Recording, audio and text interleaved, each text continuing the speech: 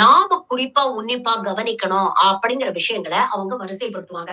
அப்படிப்பட்ட ரிப்போர்ட்ட வருஷா வருஷம் இவங்க தயாரிப்பாங்க. கடந்த 5, 6 வருஷமாவே நீங்க பாத்தீங்கன்னா, மோடி ஆட்சியில இந்தியா பற்றி வரக்கூடிய ரிப்போர்ட் பெருசா ரொம்ப சொல்லிக்கிற மாதிரி எல்லாம் கிடையாது.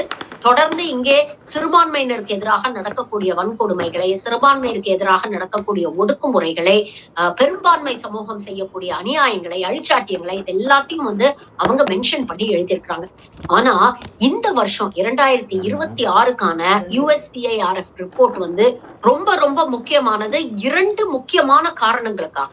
ஏன்னா முதல் முறையாக இந்த அமைப்பு வெளிப்படையாக RSS ராஷ்டிரிய ஸ்வயம் சேவக் சங் அப்படிங்கிற அந்த ஆர்கனைசேஷனோட பெயரை மென்ஷன் பண்ணி இந்த ரிப்போர்ட்ல பதிவு பண்ணியிருக்கிறாங்க. இரண்டாவது மிக முக்கியமானது, இந்தியாவுல நிலைமை ரொம்ப மோசமா இருக்கு, காஸ் ஃபார் கன்சர்ன் அப்படிங்கிற ஒரு கேட்டகரியில தூக்கி போட்டு